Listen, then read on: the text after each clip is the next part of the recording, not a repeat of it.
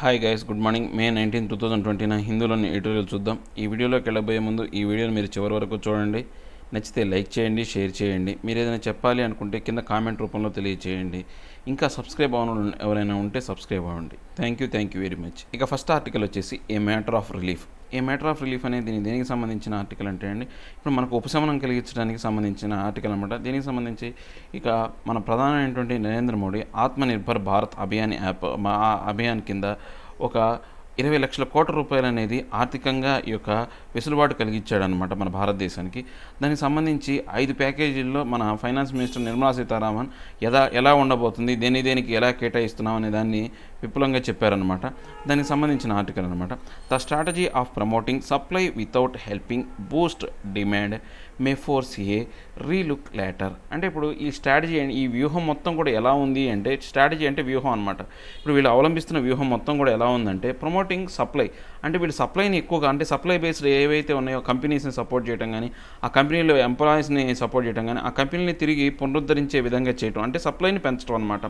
Helping Boost demand అంటే ఈ యొక్క సప్లై ద్వారా డిమాండ్ని చేకూర్చుకోవాలి అనే ఉద్దేశంతో వీళ్ళ యొక్క పథకాలు అనేవి తీసుకురావడం జరిగింది అనమాట. అంటే సప్లై చేయడం మొదలుపెట్టారనుకోండి, ప్రొడక్షన్ స్టార్ట్ అవుతుంది. ప్రొడక్షన్ స్టార్ట్ అవుతే ఏమవుతుంది, పనిచేసే వాళ్ళ సంఖ్య పెరుగుతుంది. పనిచేసే వాళ్ళ సంఖ్య పెరిగితే ఆటోమేటిక్గా వాడికి కొనుగోలు శక్తి పెరిగి డిమాండ్ వస్తుంది అనే ఉద్దేశంతో వీళ్ళు ఇలా చేస్తున్నారు. ఒకవేళ ఆ యొక్క డిమాండ్ అనేది బూస్ట్ కనుక అవ్వకపోతే కనుక మళ్ళీ దీని మీద తిరిగి, అంటే లేటర్ తర్వాత ఏంటి అంటే వాళ్ళు మళ్ళీ దీని మీద తిరిగి చర్యలు చూడాల్సిన అవసరం ఉంటుంది. అంటే ఈ యొక్క స్ట్రాటజీ అనేది సక్సెస్ అవ్వకపోతే మళ్ళీ వీళ్ళు తీసుకునే ఈ వ్యూహం మీద మళ్ళీ వాళ్ళు మార్పులు చేయాల్సిన అవసరం ఉంటుంది అని చెప్పే ఆర్టికల్ అనమాట. ఒకసారి ఈ ఆర్టికల్లోకి వెళ్ళబోయే ముందు దీంట్లో ఉన్న డిఫికల్టీ వర్డ్స్ని చూద్దాం. ఈ డిఫికల్టీ వర్డ్స్ అంటే నేను కింద డిస్క్రిప్షన్లో పీడిఎఫ్ లింక్ అనేది ప్రొవైడ్ చేస్తున్నాను. ఎవరైనా ఈ వీడియోని మీరు చూడబోయే ముందు కానీ, లేదా ఈ యొక్క ఆర్టికల్ని పేపర్లో చదవబోయే ముందు ఒకసారి దీంట్లో ఉన్న డిఫికల్టీ వర్డ్స్ మీరు చెక్ చేసుకున్నాను అనుకోండి, మీకు ఈజీగా ఉంటుంది. దాంతోపాటు నేను ఈ యొక్క పూర్తిగా, అంటే ఈరోజు పేపర్లో ఉన్నటువంటి ఇంపార్టెంట్ టాపిక్స్ కూడా నేను ఇస్తున్నాను అనమాట. ఏ టాపిక్స్ చదవాలి అనేది. సో ఎగ్జామ్ పాయింట్ ఆఫ్ వ్యూలో చూడడానికి ఏ పాయింట్స్ అయితే ఇంపార్టెంట్ అనేది చెప్తున్నాను. ఒకసారి ఆ లిస్ట్ కూడా చూడండి.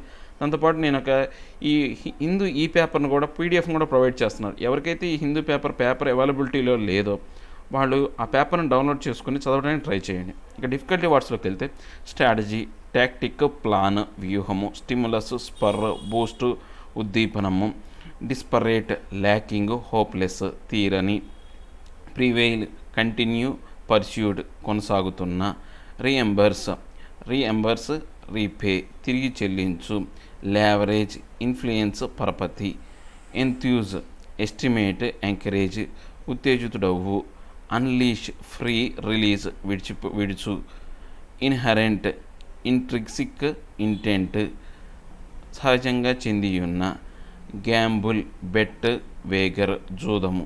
ఇవి దీంట్లో ఉన్న డిఫికల్టీ వర్డ్స్ అండి. ఇక మనం ఆర్టికల్లోకి వెళ్తే, with the announcement of the final trench of Atmanirbhar Bharat Abhiyan the COVID-19 relief package A pattern to the governments approach is visible. అంటే ఇప్పుడు ఈ యొక్క ఆత్మనిర్భర్ భారత్ అభియాన్ కింద ఐదు రకాలైనటువంటి ఈ యొక్క ఉద్దీపనల ప్యాకేజీ, ఆర్థికపరమైన ప్యాకేజీలు అనేవి ఈ COVID-19 సంబంధించి రిలీఫ్ ప్యాకేజ్ కింద 5 భాగాలుగా దీన్ని చెప్పారనమాట. సో దీన్ని బట్టి, అంటే ఈ యొక్క 5 భాగాలను వివరించి దాన్ని మనం చూస్తే కనుక గవర్నమెంట్ విధానం ఎలా ఉందో అనేది మనకు అర్థం అవుతుంది అనమాట, అది కనపడుతుంది అనమాట. And that is to give a strong supply side push by boosting availability of capital on easy terms. అంటే ఇప్పుడు వీళ్ళ యొక్క గవర్నమెంట్ యొక్క విధానం ఎలా ఉంది అంటే, ఈ సప్లైని బూస్ట్ చేయడానికి అనమాట. అంటే క్యాపిటల్ని పెంచి, ఏదైతే పెట్టుబడులుగా ఉంటుందో దాన్ని పెంచి ఆ సప్లై సైడ్ నుంచి పుష్ ఇవ్వాలనే వీళ్ళ యొక్క, అంటే పూర్తి వీళ్ళ యొక్క విధానం అనేది అలానే కనపడుతుంది అనమాట. Keep income and wage support schemes to the minimum empower constituencies ranging from farmers and workers to business, and finally the most important, keep the damage to the fiscal as low as possible. అంటే వీళ్ళు ఎలా అంటే ఈ యొక్క wages అనేవి, అందరికీ వేతనాలు అనేవి సరిగా వచ్చే విధంగా, అంటే మినిమం టు మ్యాక్సిమం అనమాట. అంటే ఎవరు మన యొక్క అన్ని కాన్స్టిట్యుయెన్సీస్లో సంబంధించి, అన్ని భాగాలకు సంబంధించి, అంటే కాన్స్టిట్యుయెన్సీస్ అంటే అన్ని భాగాలు, ప్రదేశాలకు సంబంధించి, రేంజింగ్ ఫ్రమ్ ఎక్కడి నుంచి, ఫార్మర్స్ దగ్గర నుంచి చూసుకుంటే కనుక, తర్వాత ఈ యొక్క వర్కర్స్ ఎవరైతే ఉన్నారో ఆ వర్కర్స్ వరకు, దాంతోపాటు ఇక బిజినెస్ పీపుల్, వాళ్ళు దాంతోపాటు ఫైనల్గా ఏంటంటే ఇంకా ముఖ్యమైన అంశం ఏంటి అంటే ఈ యొక్క ఫిజికల్ పాలసీస్ ఏవైతే ఉన్నాయో ఆర్థికపరమైన విధానాల్లో డ్యామేజ్ని అంటే ఈ యొక్క ఏది దెబ్బతింటున్న విధానాన్ని ఎంత తగ్గించగలిగితే అంత తగ్గించడం కోసం ఈ విధానాలు తీసుకొచ్చారనమాట. The physical impact of the 20 lakh crore package is estimated by economists at between 2 to 3% of GDP, and that includes drawals from provisions already made in the budget for this fiscal. అంటే ఇప్పుడు ఈ యొక్క physical impact కోసం ఈ యొక్క 20 లక్షల కోట్ల రూపాయల ప్యాకేజ్ అనేది ఈ ఎకనమిక్స్ అందరూ కూడా ఏం చెప్తున్నారంటే 2 to 3% ఆఫ్ జీడిపి అంటే ఏది యొక్క డ్రాయింగ్స్ సంబంధించి రాష్ట్రాలు అనేవి వాడుకోవడానికి ఈ యొక్క జీడిపికి సంబంధించి ఈ 2 to 3% అనేది ఏదైతే ఉందో వాడుకోవడానికి ఉపయోగించి అంటే ఫిజికల్ బడ్జెట్ రాష్ట్రాలకు సంబంధించి వాళ్ళకు కావాల్సిన ఏవైతే అవసరాలను తీర్చుకోవడానికి కేంద్ర దగ్గర నుంచి కొంతవరకు డ్రా చేసుకుంటూ ఉంటారన్నమాట. ఆ డ్రాయల్కి సంబంధించిందే ఎక్కువగా ఉందన్నమాట. The pillar on which the package rest is liquidity support so that a business can crank up again and set the economic cycle back in motion. అంటే ఇప్పుడు దీంట్లో ఈ యొక్క పిల్లర్ ఏంటి అంటే ఎక్కువగా మనకు ఈ యొక్క లిక్విడిటీ సపోర్ట్ కోసమే మనం ఎప్పుడు కూడా వీళ్ళు ఏంటి అంటే ఈ యొక్క ద్రవ్యాన్ని చలామణి చేయడం కోసం దాంతోపాటు ఈ బిజినెస్ని క్రాంకప్ అంటే ఏంటంటే తిరిగి మొదలు పెట్టడం అనమాట. మొదలు ప్రారంభించేసే విధంగా ఎకనామిక్ సైకిల్ని తిరిగి మళ్ళీ దారిలో పెట్టే విధంగానే వీళ్ళు ఈ యొక్క చర్యలన్నీ తీసుకుంటున్నారనమాట. The option of a demand side stimulus through a resort to deficit financing seems to be reserved for a future date if the infection does not subside or a second wave begins promoting another lockdown. అంటే ఇప్పుడు వీళ్ళు ఈ యొక్క option ఏదైతే ఉందో demand సైడ్ని ప్రోత్సహించాలి. Stimulus అంటే ఏంటంటే ప్రోత్సాహం లేకపోతే ఉద్దీపన కలిగించడం అనే అంశాన్ని వీళ్ళు ఏం చేశారు రిజర్వ్ చేసి పెట్టారు. ఎందుకని ఈ యొక్క వైరస్ అనేది అంటే పూర్తిగా తగ్గిపోకుండా సబ్సిడీ అయిపోకుండా ప్రభావం తగ్గకుండా అలానే ఉండటం కానీ లేదా సెకండ్ వేవ్ అనేది అంటే ఈ యొక్క వైరస్ అనేది 2 రకాల సెకండ్ వేవ్ కూడా వస్తుంది అనమాట. ఆల్రెడీ చైనా దక్షిణ కొరియా లాంటి దేశాల్లో సెకండ్ వేవ్ అనేది కనబడుతుంది. అలాంటి సమయంలో మళ్ళీ రెండోసారి కనుక లాక్డౌన్ పెట్టినట్లయితే కనుక అప్పుడు ఈ యొక్క డిమాండ్ సైడ్ స్టిమ్యులస్ ఉద్దీపన కలిగించడానికి దాన్ని రిజర్వ్ చేసి పెట్టారనమాట. అంటే ఇప్పుడు ఏంటి సప్లై సైడ్న బలోపేతం చేస్తున్నారు. ఒకవేళ సెకండ్ వేవ్ కనుక వచ్చిందనుకోండి దాన్ని డిమాండ్ సైడ్ నుంచి బలోపేతం చేయడానికి చూస్తారనమాట. The problem with approach is that there is a desperate need for demand stimulus now. అంటే ఇప్పుడు ఏంటి అంటే ఇక్కడ సమస్య ఏంటంటే ఇప్పుడు ఎంతవరకు కూడా ఒకటి మనకు డిస్పరేట్ నీడ్ అంటే తీరని లోటు అనేది దేని మీద ఉంది అంటే ఈ యొక్క డిమాండ్ స్టిమ్యులస్ మీద అంటే డిమాండ్ని మనకు వీళ్ళు దీనికి ఉద్దీపన కలిగించే అంశం మీదే ఇప్పుడు ఎక్కువగా అవసరం ఉందన్నమాట. A strategy to drive consumption by say suspending GST for a couple of months or at least cutting rates temporarily combined with a liquidity booster may have worked better under prevailing conditions. అంటే ఇప్పుడు మనకు వీళ్ళు వ్యవహరిస్తున్న వ్యూహం ప్రకారం ఏంటంటే కనీసం ఏదైనా కొన్ని పన్నులు అనేవి తగ్గించాలి. కనీసం ఈ జిఎస్టీని ఒక 2 నెలల కాలం పాటు టెంపరీగా సస్పెండ్ చేసిన లేదా కొంతవరకు ఈ యొక్క రేట్లు అనేవి టెంపరీగా తగ్గించిన అలాంటి విధానాలు అనేవి ఇప్పుడు కొనసాగుతున్న ప్రివైలింగ్ అంటే ఏంటంటే కొనసాగుతున్న ఏదైతే ఇప్పుడు కొనసాగుతున్న యొక్క సిచ్యువేషన్కి కొంత అంటే సహాయం చేసే ఊతం అందించేలాగా ఉంటాయి అన్నమాట. The central problem is that its revenue are a fraction of what it would have been in a normal situation, but even given this handicap a fiscal stimulus could have been fitted into the overall package. కానీ ఇప్పుడు సెంటర్కు ఉన్న సమస్య ఏంటి అంటే ఇప్పుడు already ఈ యొక్క ఆ ఎకానమీ అనేది పరిస్థితి అనేది బాగలేదు. మనకు ఆదాయం అనేది పూర్తిగా రాకుండా ఆగిపోయిందనమాట. ఇప్పుడు ఇది ఎంత అంటే కుంటుబాటు అంటే హ్యాండిక్యాప్డ్ అనమాట. అంటే ఒక అంగవైకల్యం కలిగినటువంటి ఈ యొక్క ఆర్థిక ప్యాకేజీ అనేది ఈ ఓవరాల్గా దీన్ని ఏం చేయాలంటే దీన్ని సరిదిద్దే విధంగా సెంట్రల్ గవర్నమెంట్ అనేది చూసుకోవాలి. After all there is something to be said for the strategy of cutting taxes and riding on the ensuing consumption boost that could bring in revenue to compensate for the cut. అంటే ఇప్పుడు ఈ అంశాలన్నింటితో పాటు after all that అంటే ఈ అంశాలన్నింటితో పాటు చూస్తే కనుక ఏంటి ఈ యొక్క స్ట్రాటజీ కట్ అనేది ట్యాక్స్లను కట్ చేసి దాంతోపాటు ఏం చేయాలా కన్జంప్షన్ బూస్టింగ్ ఇవ్వాలి. కన్జంప్షన్ అంటే ఏంటంటే మనం వాడకాన్ని ఏదైతే ఉందో ఆ యొక్క వాడకం అనేది పెరిగే విధంగా వాళ్ళకు ప్రోత్సాహకాలు ఇచ్చి దాంతోపాటు ఈ యొక్క రెవెన్యూకి సంబంధించి ఆదాయానికి సంబంధించి కొంతవరకు వాళ్ళకు కాంపెన్సేట్ అంటే ఏంటంటే తిరిగి చెల్లించడం ఉంటుంది. వాళ్ళకి తిరిగి చెల్లించే విధంగా కాంపెన్సేట్ కట్లు కూడా ఇస్తూ ఉన్నప్పుడు మాత్రమే ఈ యొక్క సప్లై సైడ్ అనేది బాగా డిమాండ్ సైడ్ అనేది బాగా ఉద్దీపన చెందుతాం స్టిమ్యులస్ అవుతుంది అనమాట. The government has done well in increasing the budget for MGNREGA by 2/3 adding another 40,000 crore. అంటే ఇప్పుడు గవర్నమెంట్ అనేది చాలా వరకు ఒక మంచి పని చేసిందనమాట. దేనికి ఈ ఎంజీఎన్ఆర్ఈజీఏ అంటే ఏంది, Mahatma Gandhi national rural employment guarantee ఈ యాక్ట్, ఈ చట్టానికి ఏదైతే ఉందో దానికి సంబంధించి 2/3 వంతు ఈ బడ్జెటరీ కేటాయింపులు ఏర్పాటు చేశారన్నమాట. అంటే ఇంకో 40,000 కోట్లు దానికి కలిపి ఒక 2/3 వంతు ఆర్థికంగా దీన్ని సపోర్ట్ చేశారనమాట. అది అందరం మనం కూడా అది చాలా మంచి పని అనమాట. With migrants now returning to their villages, MGNREGA can be leveraged to keep them occupied with meaningful work. అంటే ఇప్పుడు ఈ యొక్క ఎవరైతే ఈ మైగ్రెంట్ వర్కర్స్ అనేవాళ్ళు అన్ని రాష్ట్రాల నుంచి వాళ్ళు సొంత ఊర్లోకి వెళ్ళిపోతున్నారు, అట్లానే కానీ దేశం నుంచి కూడా అంటే ఇతర దేశాల నుంచి కూడా వస్తున్నారు అనమాట. అలాంటి వాళ్ళకి ఒక ల్యావరేజ్ అనమాట, మంచి పరపతి, అంటే వాళ్ళు పని చేసుకోవడానికి గౌరవమైన పని చేసుకోవడానికి అవకాశం కల్పించే విధంగా ఈ ఎంజేఎన్ఆర్ఈజీఏ అనేది ఉందన్నమాట. The demand of state of higher borrowings limit has been granted but with earlier reforms milestones that they have to meet. అంటే ఇప్పుడు ఇక స్టేట్స్ ఏంటి, హయ్యర్ బారింగ్స్ అనేవి ఎక్కువగా అప్పులు అనేవి అడుగుతున్నాయి అనమాట. సో వాటికి సంబంధించి ఏంటి కొంతవరకు రిలీఫ్ అనేది ఇచ్చారు, మైల్ స్టోన్స్ అనమాట. అంటే రాష్ట్ర ప్రభుత్వాలకి కావాల్సినంత సరిపోయేంతటువంటి ఈ ప్యాకేజీని ఇవ్వడానికి అనుకూలంగా ఉందన్నమాట. It remains to be seen if states are enthused to fall in line. So ఇప్పుడు చూడటానికి ఎలా ఉందంటే రాష్ట్రాలన్నీ కూడా చాలా ఉత్సాహంగా ఉంటాయి అన్నమాట. ఇప్పుడు ఒక లైన్ క్యూలో ఫామ్ చేయడానికి అంటే ఉత్తేజపడుతూ ఉంటాయి అన్నమాట. ఎందుకని వాళ్ళకి ఆర్థికంగా వాళ్ళకి సహాయం చేసే విధంగా ఈ యొక్క సెంట్రల్ ప్రభుత్వం అనేది, సెంట్రల్ గవర్నమెంట్ అనేది వాళ్ళకి అవకాశం కల్పించింది కాబట్టి వాళ్ళు ఇప్పుడు క్యూలో ఉంటారు ఆ డబ్బులు అనేవి కలెక్ట్ చేసుకోవడానికి. ఎందుకని వాళ్ళకు కూడా ఆదాయం అనేది పూర్తిగా పడిపోయింది. The government has also used the opportunity to unleash some such needed reforms in agriculture marketing, open up more sectors for private partnership, enhance foreign direct investment in defense, corporatize the monolithic ordnance factory board and so on.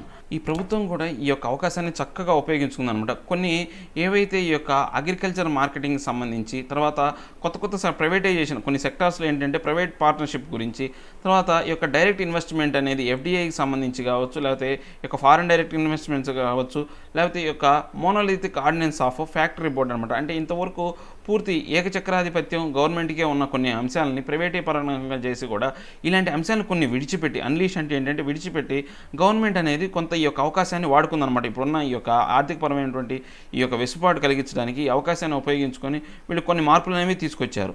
How much of this announcement of intent are followed through seriously will have to be watched. అంటే ఇప్పుడు ఈ యొక్క విధానాలు అనేవి అన్నింటినీ కూడా వీళ్ళు ప్రవేశపెట్టారు, కానీ వీటికి ఎంతవరకు ఇంటెంట్ అంటే సహజంగా చెంది ఉంది. అంటే ఇప్పుడు వీళ్ళు రాబోయే కాలంలో వీటిని ఎలా ఉపయోగించుకుంటారో, వీళ్ళు చేసిన ఈ పథకాలని ఎలా ఎఫెక్టివ్గా పనిచేస్తారనేది మనం చూడాలన్నమాట. In sum the package has several notable features, not all of which are COVID-19 reliefs.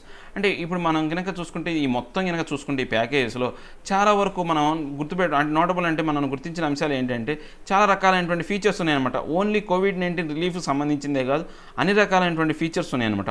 While it is impossible to satisfy all sections of society, especially in a pandemic situation, it has to be said that the government has taken a huge gamble by refusing to borrow and spend more on boosting demand.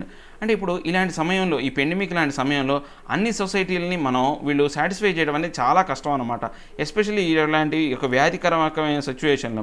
So ఇప్పుడు వీళ్ళు ఏం చేయాలా, government అనేది ఇప్పుడు ఏంటంటే ఈ యొక్క జూదం లాంటి, అంటే జూదం అనేది అంటే ఏంటంటే రావచ్చు రాకపోవచ్చు అనే అంశాల మీద ఆధారపడి ఉంటుంది అన్నమాట. జూదం అనేది దానికి ఖచ్చితంగా వస్తుంది, ఆదాయం వస్తుందని చెప్పలేము. అలాంటి వాటి మీద గవర్నమెంట్ అనేది కాన్సన్ట్రేట్ చేయకుండా, అంటే ఇప్పుడు మన సప్లై సైడ్ మీద ఏం చేస్తున్నారు, ఎక్కువగా దీని మీద నమ్మకం పెట్టుకొని దాని డిమాండ్ బూస్ట్ చేయాలని చూస్తున్నారు. సో సప్లై సైడ్ మీద అలాంటి జోదం అట్లాంటి ఆ పనులు చేయకూడదు అనమాట. అలా చేస్తే ఏమవుతుంది, రావచ్చు రాకపోవచ్చు అనమాట. అలా కాకుండా వీళ్ళు ఏం చేయాలా, డిమాండ్ను బూస్ట్ చేసే విధంగా ఏమైనా ప్యాకేజెస్ తీసుకొస్తే బాగుంటుంది అనమాట. If the strategy of the boosting supply works it is fine. అంటే ఇప్పుడు ఒకవేళ వీళ్ళు సప్లై సైడ్ నుంచి ఇలాంటి బూస్టింగ్ అనేది తీసుకొచ్చినప్పుడు అది సరిగా పనిచేసి మనం ఆర్థికంగా అభివృద్ధి చెందాం అనుకోండి, ఓకే మంచిదే. But if it does not, ఒకవేళ అది అలా చేయలేదనుకోండి, అంటే సప్లై సైడ్ యొక్క బూస్టింగ్ ఇవ్వడం వల్ల మనకు ఎటువంటి ఉపయోగం లేకుండా పోయిందనుకోండి, the government will faced with a bigger problem down the line.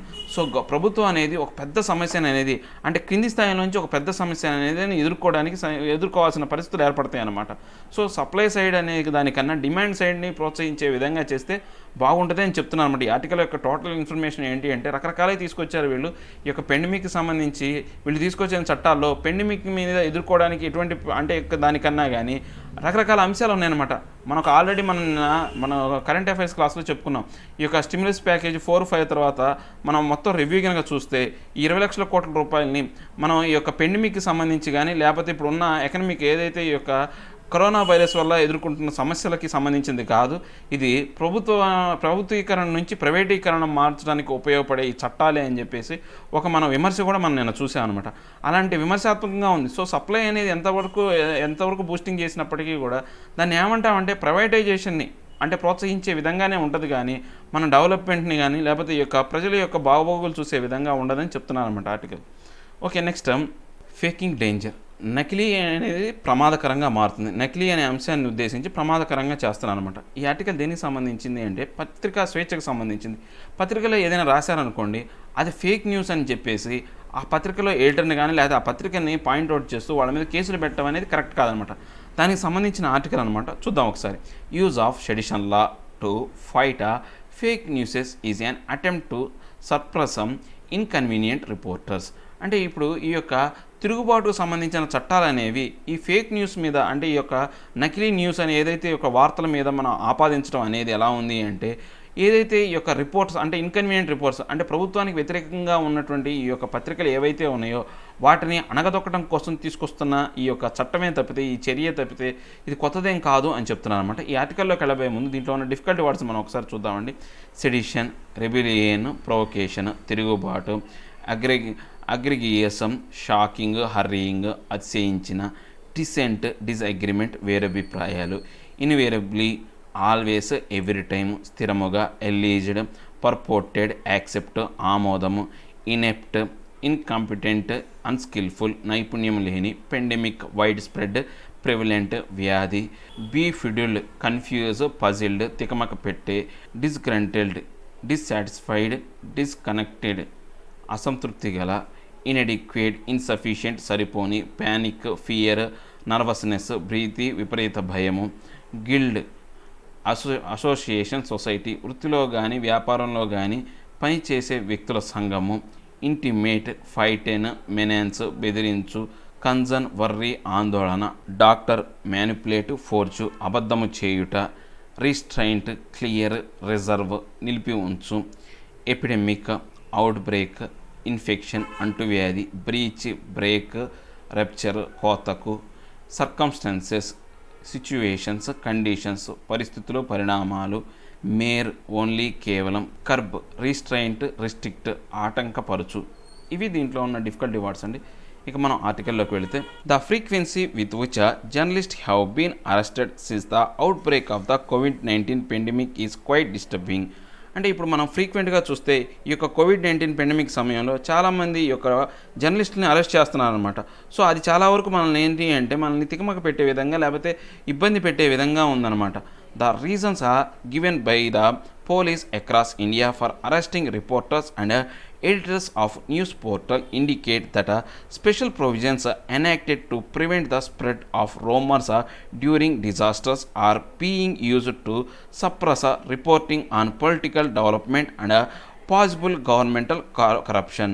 అంటే ఇప్పుడు ఈ ఏం రీజన్ చెప్తున్నారు, ఈ యొక్క జర్నలిస్ట్ అందరిని అరెస్ట్ చేస్తున్నారు కదా, దానికి కారణం ఏం చెప్తున్నారంటే ఇలాంటి పెండమిక్ డిజాస్టర్ సమయంలో వీళ్ళు ఏం చేస్తారంటే తప్పుడు సమాచారాన్ని వీళ్ళు ప్రాచుర్యంలోకి తీసుకొచ్చి జనాల్ని ఇబ్బంది పెడుతున్నారు అనే విధానం ద్వారా వీళ్ళని అరెస్ట్ చేస్తున్నారన్నమాట. ఇలా అరెస్ట్ చేసే విధానం అనేది ఈ యొక్క గవర్నమెంట్ ఏవైతే డెవలపింగ్ అంటే ఈ యొక్క పాలిటికల్గా రాజకీయపరమైనటువంటి ఈ యొక్క అభివృద్ధికి సంబంధించి లేకపోతే ఈ యొక్క గవర్నమెంట్ చేస్తున్నటువంటి అవినీతిని బయటపడనీయకుండా సప్రెస్ చేయడం కోసం ఇలాంటి విధానాలు అవలంబిస్తున్నారని చెప్పొచ్చు అనమాట. The most egregious case involves a criminal provision that governments invariably fall back upon to suppress dissents. అంటే ఇక్కడ బాగా అతిశయించిన విషయం అగ్రేగియస్ అంటే ఏంటంటే అతిశయించిన విషయం ఏంటంటే వాళ్ళ మీద క్రిమినల్ కేసులు పెట్టడం. అంటే ఇలాంటి న్యూస్లు చెప్పే వాళ్ళ మీద ముఖ్యంగా వీళ్ళు ఏంటంటే క్రిమినల్ కేసులు పెడుతున్నారనమాట. ఎట్లాగా స్థిరంగా వాళ్ళ మీద క్రిమినల్ కేసులు పెట్టడం అంటే ఇన్వేరబుల్ అంటే స్థిరంగా వాళ్ళ మీద క్రిమినల్ కేసులు పెట్టి వాళ్ళని పూర్తిగా ఎవరైతే వీళ్ళకి విరుద్ధంగా డిసెంట్స్ అంటే వేరే అభిప్రాయం కలిగిన వాళ్ళు ఈ యొక్క ప్రభుత్వాన్ని వ్యతిరేకించే వాళ్ళని అణగదొక్కడం కోసం వాళ్ళని దెబ్బతీసే విధంగా ఇలాంటి విధానం తీసుకొచ్చారనమాట. The arrest of Dhaval Patel, editor of a news portal in Gujarat, on the serious charges of sedition is a shocking instance of misuse of criminal law to intimidate journalists. అంటే ఇప్పుడు ఈ యొక్క ముఖ్యమైనటువంటి కేసు ఏంటంటే దావల్ పటేల్ అనే అతను ఈ యొక్క గుజరాత్ సంబంధించిన ఒక పత్రిక ఎడిటర్ అనమాట. అతని మీద ఈ యొక్క సెడిషన్ అంట తిరుగుబాటు అనమాట, తిరుగుబాటు సంబంధించినటువంటి ఒక కేసు అనేది అతని మీద పెట్టడం అనేది అందరినీ షాకింగ్ కలిగించింది అనమాట. ఇది ఎలా ఉంది అంటే ఈ యొక్క క్రిమినల్ చట్టంలో ఏదైతే ఈ యొక్క ఇంటిమేడియట్ జర్నలిస్ట్ అంటే జర్నలిస్టులను అనదొక్కే విధంగా లేకపోతే వాళ్ళకి ఇబ్బంది పెట్టే విధంగా ఈ యొక్క క్రిమినల్ కేసుని వీళ్ళు తప్పుడు విధానంతో ఉపయోగించుకున్నారు. ఈ క్రిమినల్ చట్టాలని తప్పుడు విధానంలో వీళ్ళు ఉపయోగించుకుంటున్నారని అని చూపించే విధంగా ఉందన్నమాట. The case concern an article speculating that state chief minister Vijay Rupani may be replaced by the BJP for his alleged inept handling of effects to combat the pandemic. అంటే ఈ యొక్క ఎందుకు ఈయన అరెస్ట్ చేశారు అంటే ఈయన ఒక ఆర్టికల్ రాశాడనమాట. దేనికి సంబంధించి గుజరాత్ చీఫ్ మినిస్టర్ అయినటువంటి విజయ్ రూపానీని బీజేపీ ప్రభుత్వం భర్తీ చేస్తుంది, వేరే వాళ్ళతో భర్తీ చేస్తుంది. ఎందుకంటే అతను ఎందుకు చెప్పాడు అలా, అతను ఒక ఈ యొక్క వ్యాధిని సరిగా అంటే ఇనెప్ట్ అనమాట, దీన్ని ఎదుర్కో నైపుణ్యం లేకుండా, ఇనెప్ట్ అంటే నైపుణ్యం లేకపోవడం అనమాట. ఈ వ్యాధిని ఎదుర్కోవడంలో సరైనటువంటి నైపుణ్యం లేదు. ఈ యొక్క పెండమిక్ని అంటే ఈ యొక్క అంటువ్యాధిని ప్రబలకుండా చూడలేకపోయిన కారణంగా ఆయన తీసేస్తారని చెప్పేసి ఈ ఆర్టికల్ అనేది ప్రచురించారనమాట. The report had even named a possible successor. ఆ రిపోర్ట్లో ఇంకా ఏంటి అంటే అతని తర్వాత సీఎం అయ్యే అతని పేరు కూడా ఇచ్చారనమాట. It is befuddling how such a report could amount to sedition. అంటే ఇప్పుడు ఇది అందరినీ కూడా తికపడక పెట్టే అంశం అనమాట.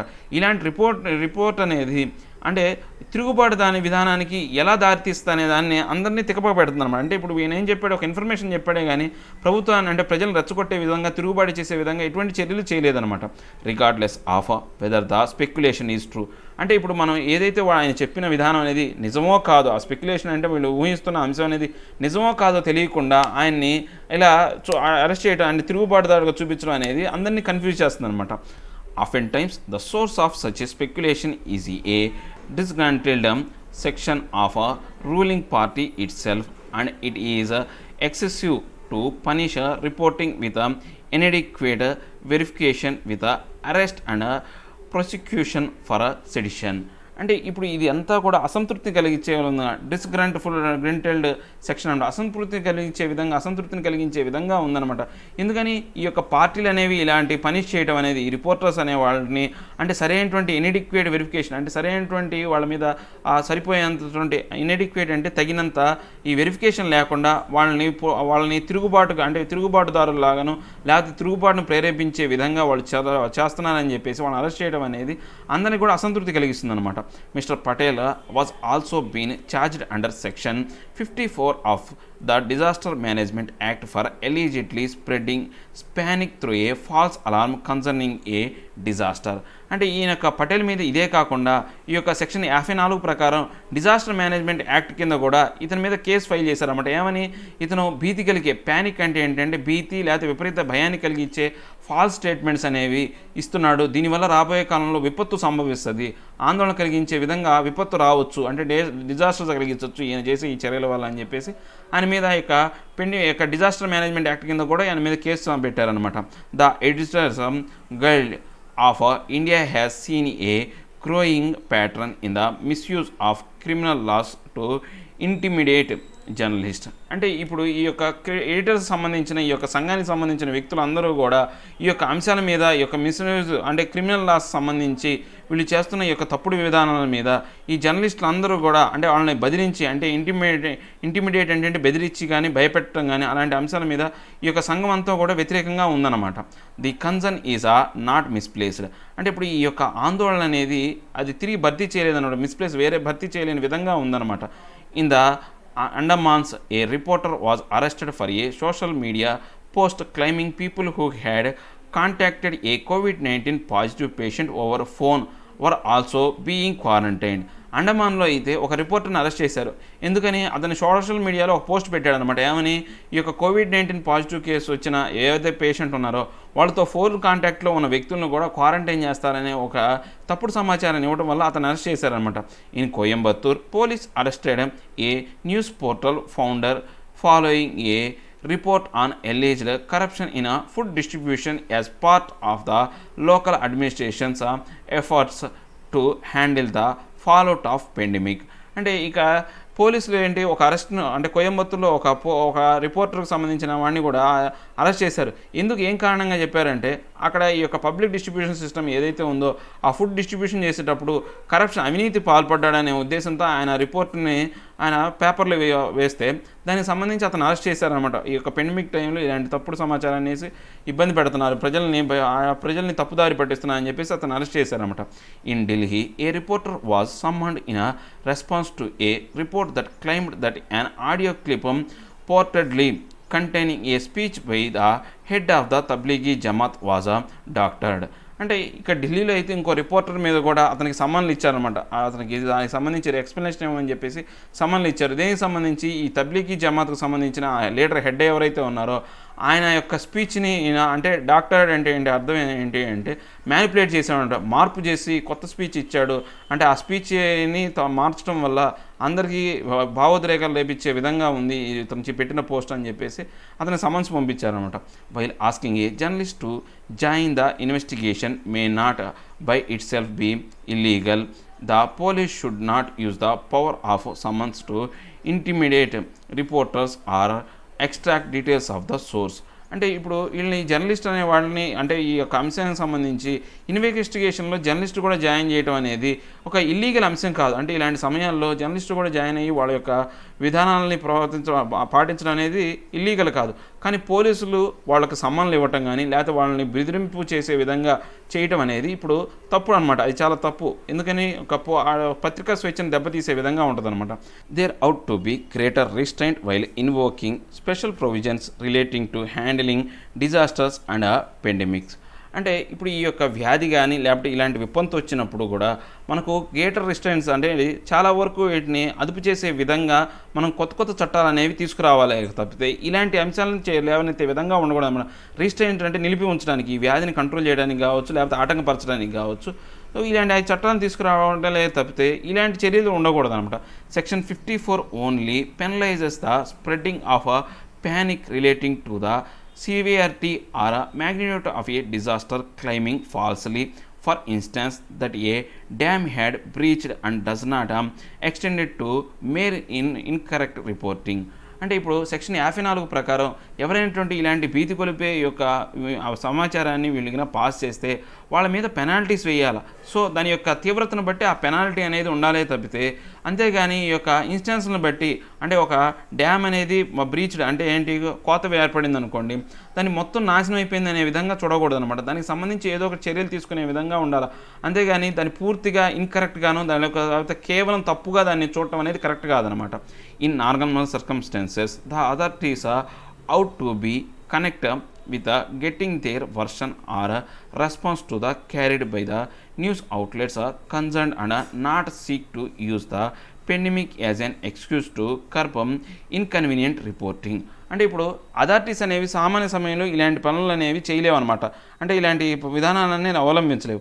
కానీ ఇలాంటి పెండమిక్ సమయంలో వీళ్ళు ఏం చేస్తున్నారంటే ఈ యొక్క ఇన్కన్వీనియంట్ రిపోర్టర్స్ అంటే వాళ్ళకి వ్యతిరేకంగా ఉన్న ఈ రిపోర్టర్స్ ఎవరైతే ఉన్నారో వాళ్ళని పూర్తిగా వాళ్ళకి ఆటంకపరిచే విధంగా అంటే ఆ ఇన్కన్వీనియంట్ రిపోర్టింగ్ని అంటే వాళ్ళకి వ్యతిరేకంగా చేసే ఈ రిపోర్ట్లను ఆటంకపరిచే విధంగా ఇలాంటి సమయాల్లో వాడుకుంటున్నారు అని చెప్తున్నారు అనమాట. అంటే వీళ్ళు ఈ పత్రికా స్వేచ్ఛను పూర్తిగా నాశనం చేసే విధంగా ఈ గవర్నమెంట్ అనేవి కొత్త చట్టాలు తీసుకొస్తున్నాయి.